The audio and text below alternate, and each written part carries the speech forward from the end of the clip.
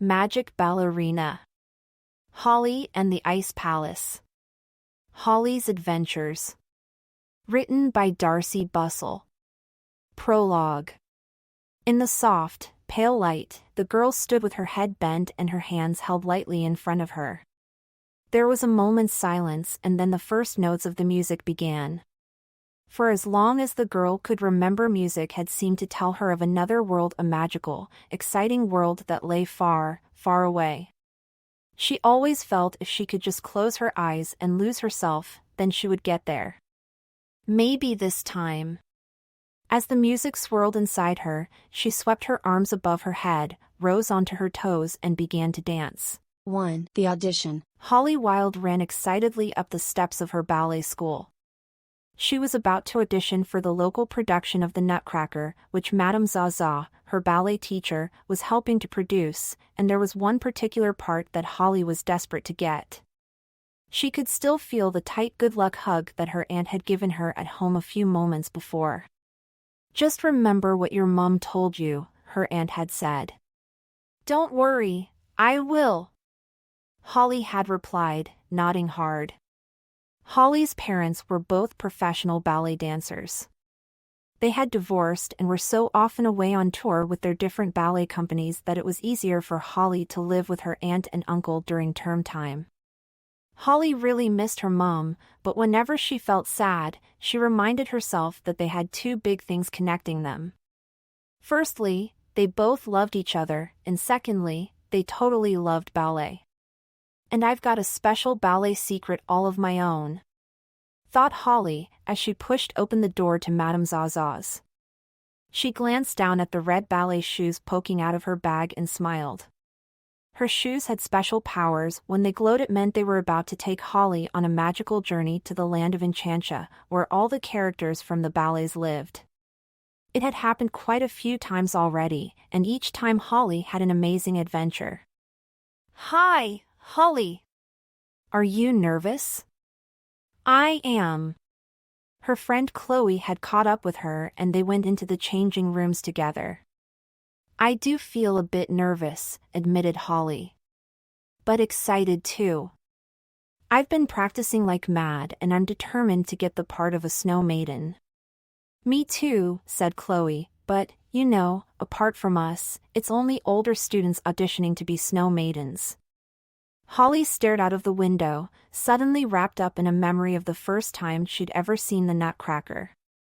Her mom had taken her to the theater when she was only 5, and she could still remember the magic thrill inside her at the sight of the prince and Clara, traveling through the land of snow in a glittering magic sleigh on their way to the land of sweets. But the snow maidens were even more magical than Clara and the prince. They had seemed to float around the stage like the softest snowflakes as they danced. Holly sighed at the lovely memory as she broke out of her daydream, then began to put on her silver-white tutu over her pale tights. "Mom said the waltz of the snowflakes is very difficult," Holly told her friend. "She said it's important to listen to the music really carefully." Chloe nodded, and the two girls warmed up until they were called into the studio. "This is it," whispered Chloe, going in first. "Good luck," mouthed Holly. Then she gasped as she followed Chloe through the door. It was as though the studio had been transformed into the land of snow, with glistening scenery. Across one wall was a backdrop of icy silver and blue, covered with bright white snowflakes like stars. In a flash, Holly felt herself transported back to the theater where she'd seen the Nutcracker all those years ago. "I'm going to make you proud, Mum," she said to herself, lifting her chin and feeling determination rush through her as she walked to her place. "How do you think it went?" asked Chloe, clutching Holly's hand outside in the corridor when the audition was over. Almost immediately, they were surrounded by other students. "What was it like? Did it go well?" they wanted to know. Holly was going back over the audition in her head. She thought it had been all right, but you could never be sure. "I took your mum's advice and focused on the music like mad," said Chloe, as she set off back to the changing rooms with the others. Holly stopped in her tracks. It was as though she was glued to the spot.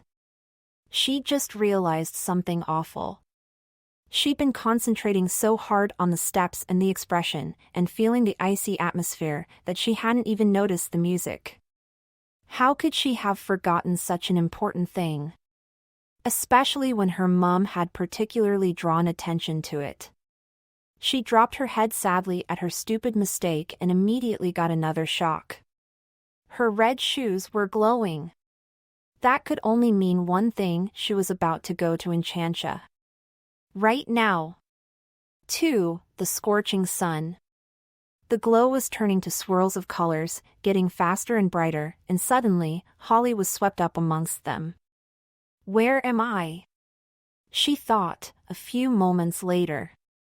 The field where she had landed was completely deserted. There weren't even any trees in it, which was a shame, because the sun was beating down furiously and Holly was dying for a bit of shade. Her friend the white cat was nowhere to be seen either, but he'd arrive at any moment, she was sure. He usually did. I hope he gets here soon, thought Holly, as the heat started to make her feel a bit faint. Thank goodness she was still in her snow maiden outfit or she'd boil over. Even the grass was wilting and beginning to turn brown. Just when Holly thought she'd melt if she didn't find some shade, a familiar voice sounded just behind her. Hello! Hello! The white cat was leaping towards her. Holly could tell he was happy to see her, but it was also clear he was anxious about something. Oh, cat, she said, shaking his paw gently. Sorry, too hot for hugs. Whatever's going on? Big problem, said the white cat, fanning himself with his tail. Terrible magic afoot. Holly knew that the shoes only brought her to Enchantia if there was something the matter, and wondered what on earth could be making her friend sound so worked up. You see that palace up on the hill over there? He went on, a bit breathlessly. Holly followed his gaze. She could just make out the most enormous building surrounded by snow clouds, far in the distance. That is the home of King Rat, explained the white cat. Holly turned sharply at the sound of the name. She had heard of an evil King Rat from the Nutcracker. He set his army of mice onto the Nutcracker Prince, didn't he? She said. The white cat nodded. Those mouse guards of his are very fierce, with saber swords and lashing tails. And King Rat himself is really disliked here in Enchantia. He doesn't like dancing, you see, so he's forever spoiling things for us. Holly's eyes widened as she looked back at the hill in the distance. And that's where he lives? Well, said the white cat. He actually lived in a gray stone castle until recently. But he is so vain and selfish, and absolutely has to have whatever he wants. So his latest evil trick has been to capture the magic powers of the Winter Fairy from Cinderella and use them to transform his castle into an ice palace. Holly was shocked. I've met the Winter Fairy, she said. And the Summer Fairy too. They were at the christening of Cinderella's little baby, Pearl, weren't they? That's right, said the white cat, nodding. Then his anxious look returned. The trouble is, he went on, wiping his forehead with his paw, it is the joint powers of the Winter Fairy and the Summer Fairy that control the temperature and the seasons in Enchantia. Now that the Winter Fairy's powers have been snatched away, the Summer Fairy's powers have taken over. The whole land can hardly breathe, it's so hot. The two sets of powers balance each other out, you see. That's just the way it works. Holly had been trying to take in all that the white cat was saying, but it wasn't easy when she felt as though she was about to faint from the heat. We have to get the Winter Fairy's powers back, she said, trying to sound stronger than she felt. We must go to the Ice Palace immediately. Her friend nodded.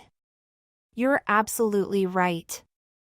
But his anxious expression quickly returned. We mustn't get too close, though. You've no idea how strong King Rat's powers are, especially in his own territory. I'll magic us to somewhere nearby, just to be safe. Holly nodded and watched as her friend drew a circle with his tail, swishing it through the long dry grass. Then she stepped inside the circle. The last thing she saw of the field was a cloud of golden sparks that whirled in a haze, lighting the tips of the blades of grass. 3 ice statues. "This is as close as I dare to get," said the white cat. Holly didn't answer. She was too busy staring in awe at the magnificent ice palace in front of them. Its turrets and towers glowed and gleamed in silver brilliance, and, through the tall ice-spiked gates, she could see a winter garden full of ice sculptures. "They're not real sculptures," the white cat whispered, following Holly's gaze. "They're people that King Rat has turned into statues with his evil magic." Holly gasped. Anger flared up inside her at this nasty, cruel rat, but she was puzzled too. "What were these people doing here in the first place?" she asked. "They each came to try and rescue the winter fairy," said the white cat. "Everyone is so alarmed about how Enchantia is heating up that they're desperate to restore the natural balance of the seasons. But see what's become of them." "No, look, they're not all ice statues," said Holly, suddenly spotting a young man who had appeared from round the side of the garden. He was looking furtively this way and that as he dodged behind one ice statue after another. "He'll be searching for the winter fairy," said the white cat, in a low voice. "Just like the others. Oh, dear, I hope he manages to keep himself hidden so he doesn't get turned into a dash." But Holly never had a chance to finish her sentence. Instead, she gasped because the man was halfway between two statues when the front door of the palace was suddenly flung open, and there stood King Rat himself. His beady red eyes stared out from beneath gray bushy eyebrows. Whiskers sprouted from all over his face. And on his head perched a tall golden crown, which Holly thought looked ridiculous. Spotting the intruder, his face turned purple with anger and he began yelling a chant as he swiped his sword through the air. "Once I swish again and twice. Now turn this mad fool into ice." In a flash, the man became a statue, and Holly shivered at the terrible sight. "He still looks real," she said through chattering teeth as she drew closer to her friend. The white cat nodded grimly. "You see what I mean about King Rat's powers," he whispered. Holly shivered again, which made her "yes" come out louder than she'd intended. Her hand flew to her mouth as King Rat turned sharply, scanning the grounds with his beady eyes. "Don't let him see you," hissed the white cat, pulling Holly down behind one of the ice fir trees at the gate. And there they crouched, listening to King Rat's angry voice, coming from much closer to them now. "I tell you, you're useless. No good to me at all." Holly wondered for a moment if King Rat was talking to her, but she knew he couldn't possibly be, and strained her ears for the sound of a reply. But there wasn't one. "You're supposed to have all the special power, so use it, you dim-witted drip." Again there was no reply. "How can it have run out?" "Answer me," he went on, his tone getting crosser with every word he uttered. "Who's he shouting at?" Holly whispered tremulously. Keeping very low, the two of them cautiously popped their heads around the side of the tree. There was only King Rat to be seen, however, and he wasn't looking in their direction. It was a struggle for Holly not to giggle now she could properly see his outfit. He was wearing a tight, sequin skating suit of vivid red and gold, and tottering about on a pair of ice skates. She cupped her hand over her mouth and spoke into the white cat's ear, trying not to splutter. "Maybe he's talking to himself. Doesn't he look silly?" "Oh, no." There was something in the urgent tone of Cat's voice that silenced Holly in a second. And when she saw for herself what had caught his eye, her hand shot to her mouth. The winter fairy had come into view. She was leaning against one of the ice statues, her wings drooping, her wand hanging limply at her side, while King Rat carried on. *, "You utterly feeble faded fairy. What kind of a creature are you? He stamped his foot and thrust his sharp, ugly nose almost into the poor fairy's face, then stomped off clumsily on his skates towards the frozen moat. Holly couldn't understand what he was so furious about. Then, right before her eyes, the winter fairy slid to the ground at the foot of the ice statue in a total faint. 4. The winter fairy. "Oh, my glittering whiskers," said the white cat. "We must go to her." Holly didn't need telling twice. The two of them jumped out from behind the fir tree, but immediately stopped in their tracks at the sound of a great bellow from the direction of the moat. "Guards! I fancy a ride. I need you to pull my sleigh. Come on! Get a move on!" 8 mouse guards instantly came running out of the palace and raced off towards the moat to attend to their bossy king. The moment they were out of sight, Holly and the white cat rushed to the fairy's side and bent down. Her frightened eyes fluttered open, then closed gently. "Don't worry," whispered the white cat, gathering her up. "Let me help," said Holly. "It's all right, she's light as a feather," the white cat answered. "Just keep your eye on the moat. We mustn't be seen." A minute later, they were safely back a little distance outside the grounds of the ice palace, the winter fairy sitting with her head in her hand, crying softly. "Oh, whatever is to become of Enchantia?" she managed between sobs. The white cat patted her hand with his paw. There, he said. "Let's worry about that later. First things first. We want you to get better." And with a swish of his tail, he magicked up a delicious meal of sweet berries and honey with a glass of rosewater to accompany it. The fairy drank and ate very slowly, and after a few moments, close to tears again, she sighed and murmured, "It's no good. I don't have the energy to eat anymore." "Oh, dear, how can we help?" Holly asked anxiously. "You remember Holly, don't you?" the white cat said gently to the fairy. "She's the human owner of the magic ballet shoes." The fairy gave a tiny nod and managed the smallest of smiles, then began to talk in such a thin voice that Holly and the white cat had to lean forward to hear what she was saying. "King Rat sapped me of my winter powers to create his ice palace," she said. "Only now, he's furious that all my power has run out and he can't get the other ice things he wants." "But it's you we're worried about," said Holly, touching the fairy's frail hand. "We want you and Enchantia to be restored to normal. Never mind King Rat and his stupid demands."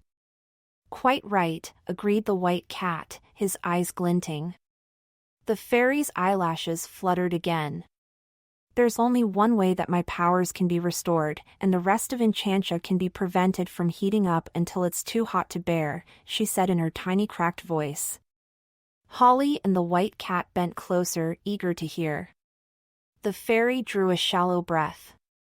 "I must drink from the secret winter power potion that is hidden deep in the heart of the land of snow." Holly felt a mixture of respect and sorrow for the fairy. There she was, fading away before their eyes, and yet she was still only concerned about helping Enchantia. "Try a little more food," Holly urged. "Then perhaps you can take us there." The fairy blinked once or twice, as though she was trying to wake herself up. "I'm sorry," she said, shaking her head sadly. "I am just too weak to travel." "Well, if you could tell us where to find the secret remedy, we could go ourselves," Holly cried. "It's in a lantern." The fairy's words were fainter than ever. "Yes, a lantern." "Where exactly?" said Holly. "Impossible to explain," came the answer in the tiniest thread of a voice. "Is there nothing you can tell us to help us find it?" asked the white cat gently, as Holly swallowed, feeling a great fear mounting inside her. She knew that it was her job to help sort out the problem whenever she was called to Enchantia. She had always managed before, but this time it was looking as though she might fail. And that was unthinkable. The fairy was trying to say something, but it was impossible to hear, so Holly put her ear right to her mouth. "Listen," whispered the fairy. "Yes, I'm listening," said Holly, waiting to hear more. But the fairy just closed her eyes and Holly exchanged a fearful look with the white cat. "Right," he announced, suddenly jumping up. "We will be back in 2 shakes of a lamb's tail."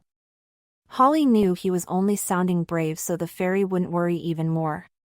However, were they going to manage to find a lantern in the land of snow? And now there seemed to be another problem. The white cat was drawing a circle in the frost outside the palace gates with his tail. His whiskers were twitching and his eyes glittering. Holly knew he would be conjuring up a picture of the land of snow, so he could magic them both there. So why was nothing happening? She threw him a questioning look. "It doesn't seem to be working," he murmured, flicking his tail impatiently against the ground. After watching him try again without success, Holly suddenly remembered something from the Nutcracker. "Do you think we need to travel in a sleigh?" she offered uncertainly. "That's the way Clara and the prince get to the land of snow." "Yes. Yes. Of course." "You're absolutely right," said the white cat, clapping his paws together and jumping into the air, crossing his feet over and over. As he landed, a magnificent sparkling sleigh of white and gold appeared before them and they both climbed on. "Silly me. Should have thought of that," he muttered as he took his place. "There's only one way to get to the land of snow and that's in a sleigh. Normal magic won't work." "We'll be back as quickly as we can be," said Holly to the fairy, who opened her eyes for just a second to give them a grateful smile. Then away they went, up into the sky, until they were looking down on the glittering ice palace and the statues. As they flew a little higher, the moat on the far side of the palace came into view. Holly's eyes widened at the sight of the struggling, straining figures of the mouse guards. They were attached to an enormous sleigh and were dragging it along. King Rat lay on his back in the center of the sleigh, ankles crossed, hands behind his head. His nasty rodent nose was pointed up to the sky, and Holly gasped with shock as she realized the rat's sharp, beady eyes were staring straight at her. She ducked down, but it was too late. He had definitely seen her. 5. The Land of Snow. "He saw us. King Rat saw us," Holly uttered shakily. "What if he follows us?" "He doesn't know where we're going, remember," the white cat reassured Holly.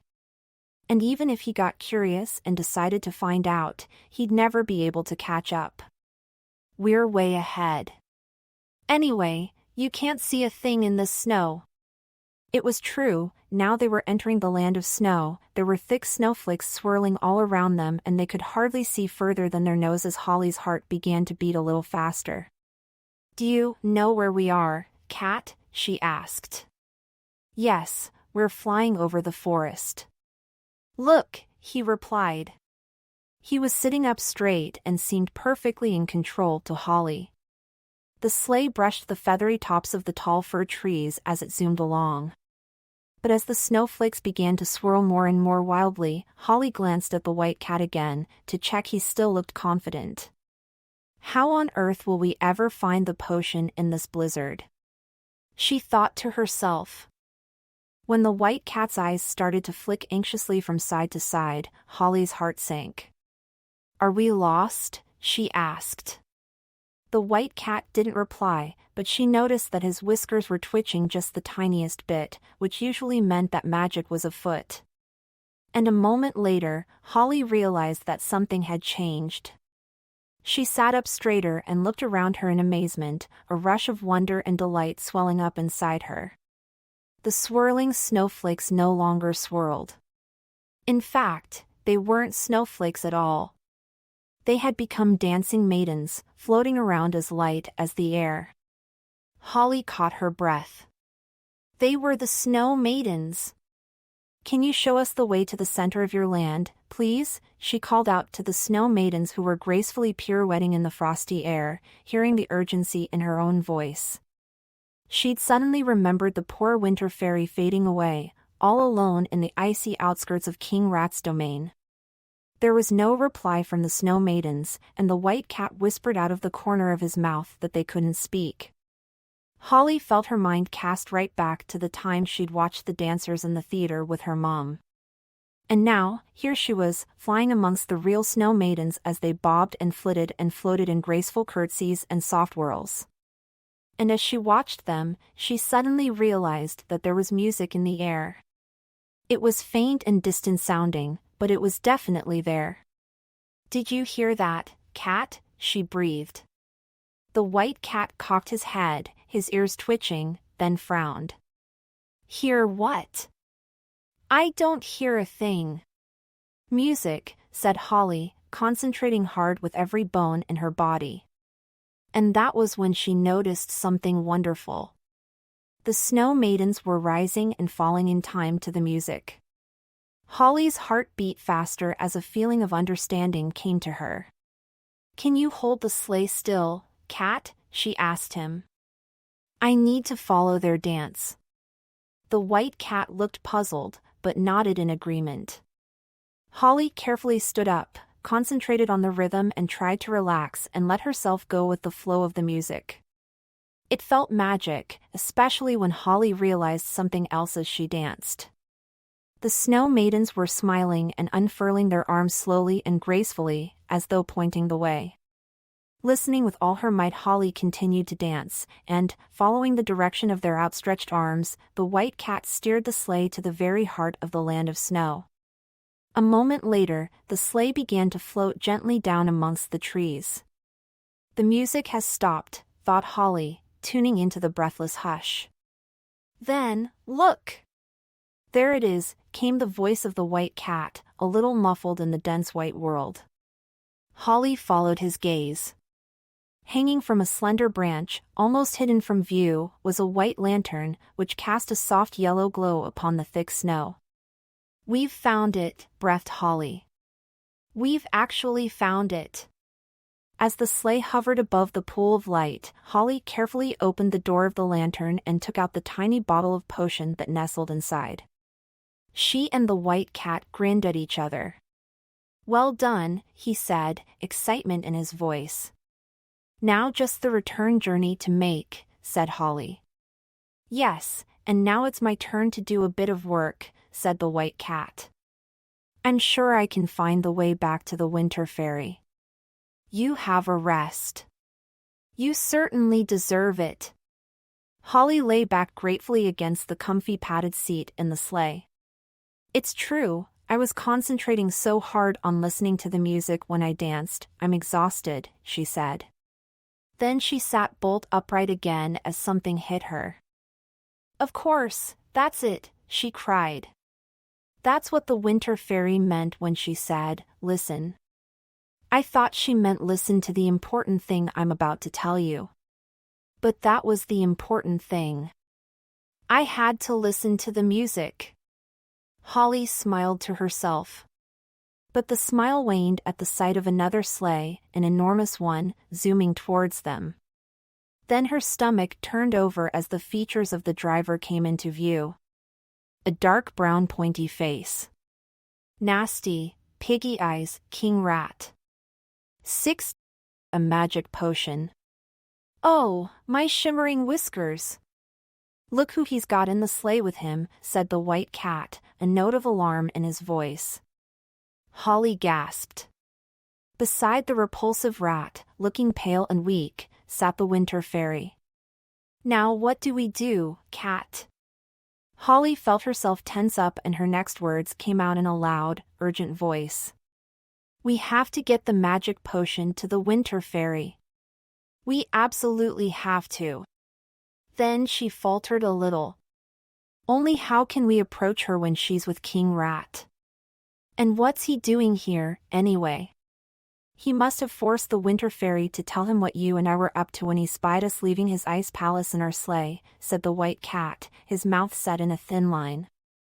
Holly nodded fearfully.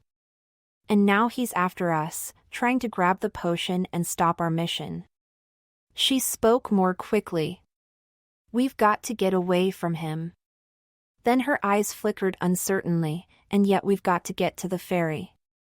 But it's impossible to do both, because they're side by side in that enormous sleigh that's getting closer and closer to us by the second. Oh, Cat, whatever we do, we can't win.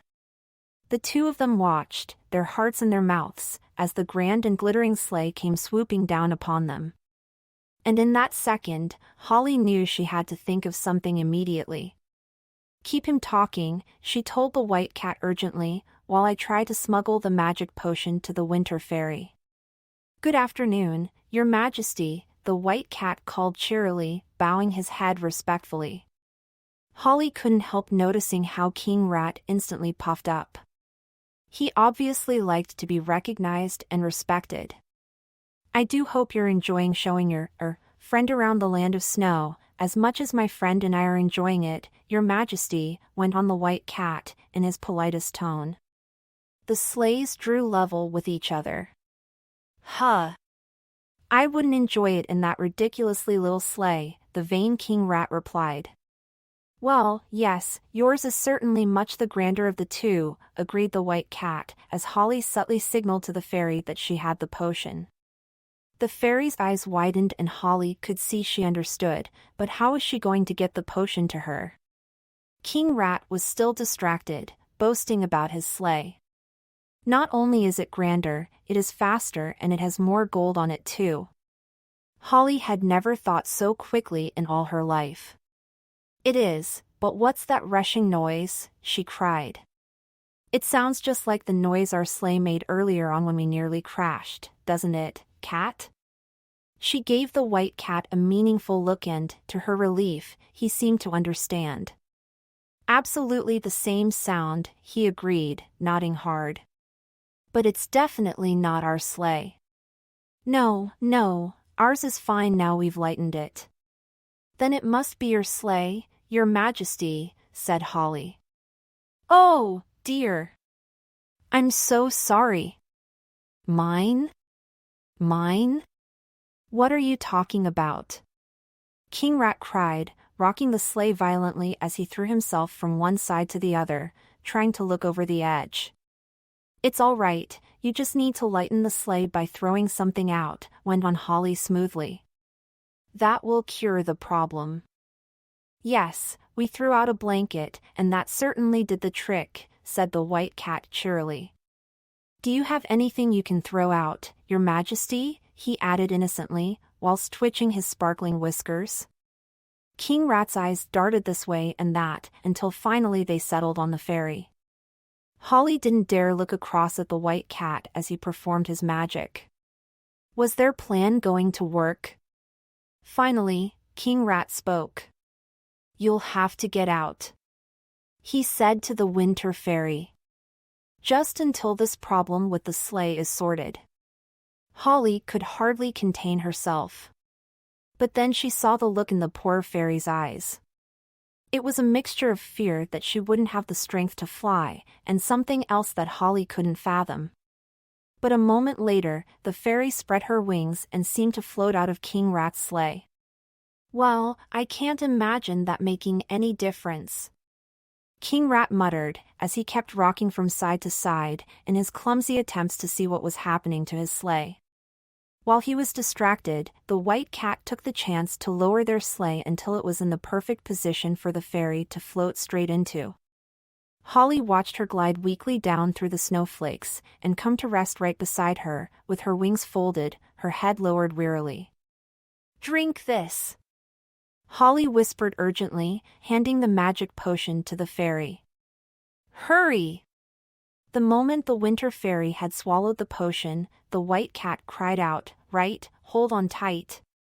And there was an enormous jolt that made Holly and the fairy clutch each other tight for a few seconds. Then they fell apart, wide-eyed at the sound of King Rat shouting his head off. What did you do to his sleigh, Cat? Asked Holly, as they zipped smoothly away through the white clouds.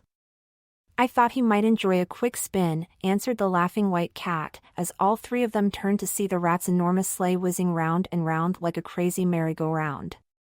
The fairy smiled a bright smile, and Holly couldn't believe how quickly she'd changed.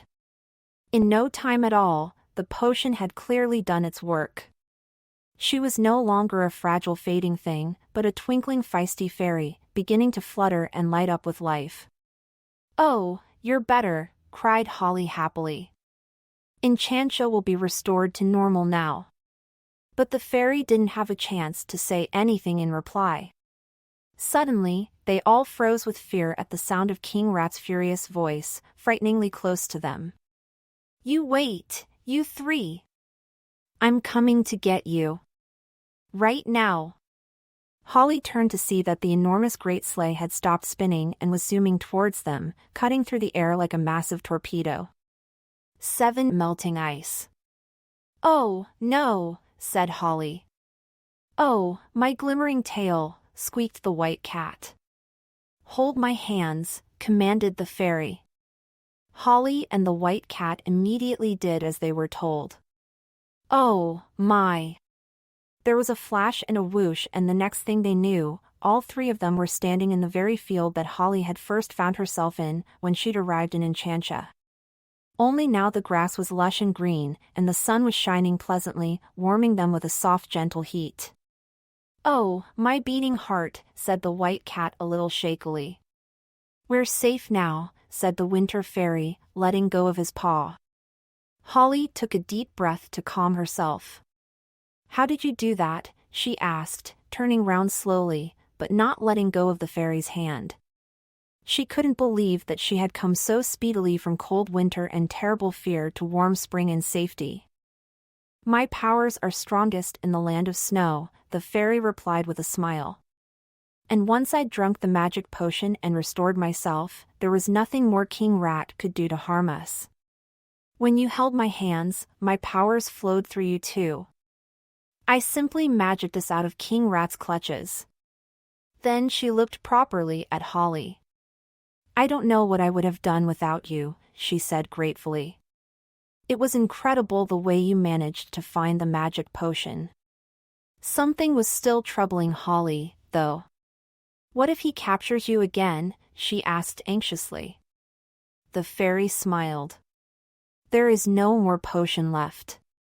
I hold the power of winter inside me forever.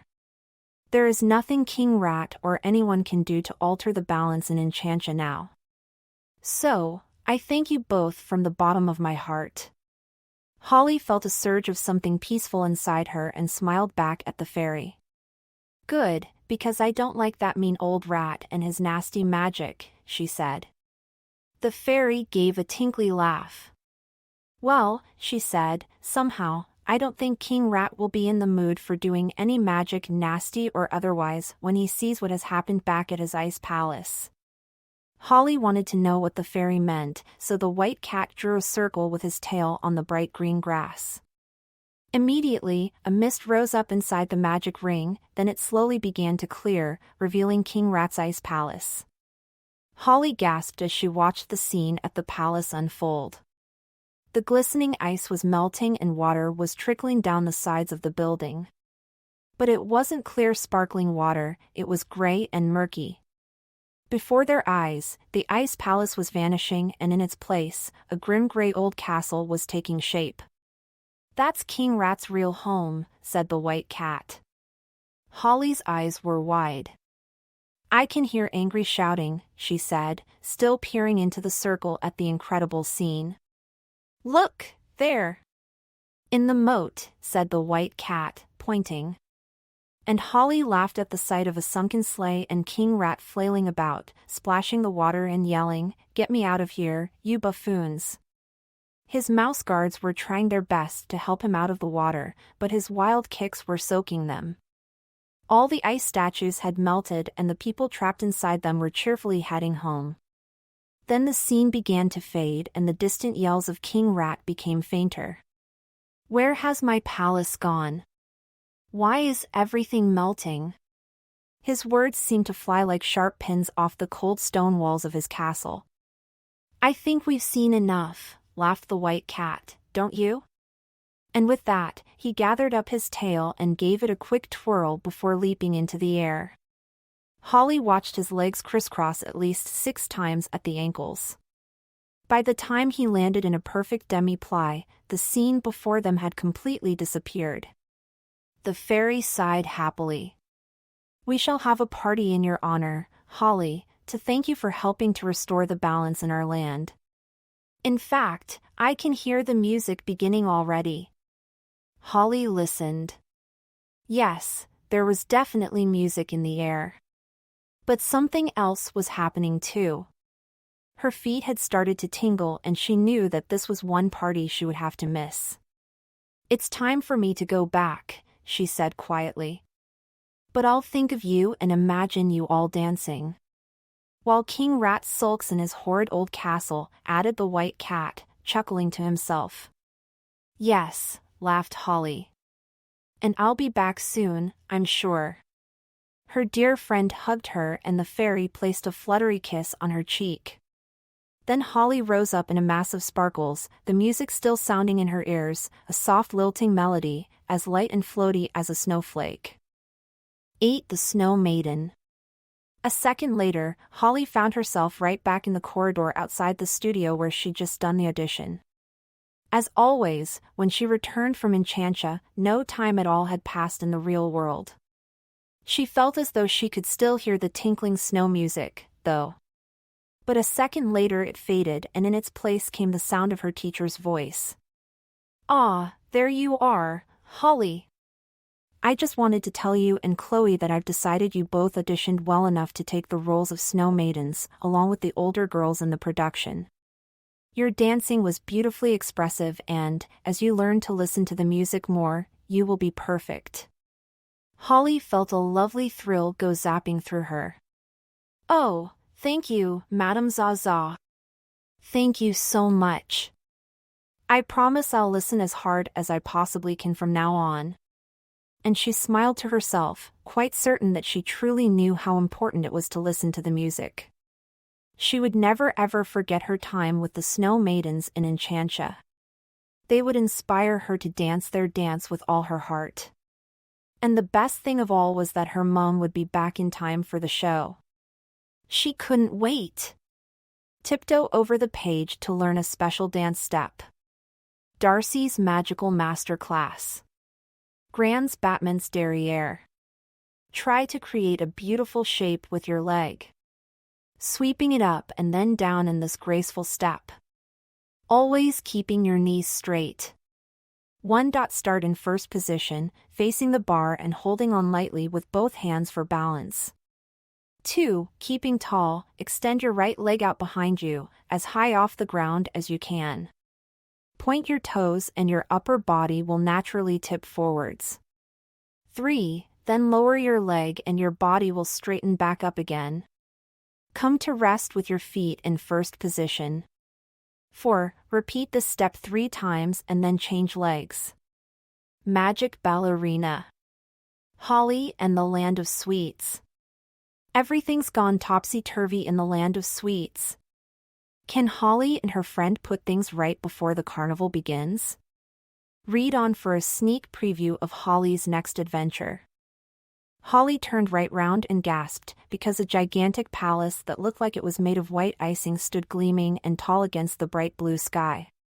Holly pinched herself to check she wasn't dreaming. But she really was in Enchantia, because there was her friend, the white cat, standing beside her. Oh cat, where are we? She looked round in awe. This is incredible. The white cat chuckled and looked proud. The Land of Sweets, he told her. As Holly looked around her, she realized she could probably have worked that out for herself. There were mountains topped with whipped cream, flowers glazed with frosted syrup, fountains of sherbet, lollipop trees, candy cane sticks of rock, jelly houses, fields of golden popcorn, even valleys of marshmallows. Oh, cat! It's deliciously amazing. Not at the moment, it isn't, said the white cat, looking downcast. Come with me. Holly was puzzled. She followed him down a sweeping drive of pink and white coconut flakes into the palace. The grand reception hall was decorated with piped icing, and Holly couldn't believe the magnificent ballroom that the white cat was leading her into. Enormous pillars studded with multicolored fruit pastilles reached up to a caramel-coated ceiling. The floor was made of hard shiny toffee, the walls of Turkish delight. But when Holly managed to drag her eyes away from all the splendor, she saw that something was going wrong here. In the middle of the room were groups of dancing sweets, desperately trying to stay on their feet, but failing. White chocolate whirlers were dancing to Spanish music with clicking castanets, but they kept losing their balance and whirling off. Coffee dancers, dressed in wide silky trousers with little beaded tops and long flowing veils, were dancing to exotic Arabian music. Their veils had got all tangled up, though, and there was nothing graceful about the way they tried to pull apart from one another. Holly turned in horror to the white cat and gasped. "Whatever is going on?"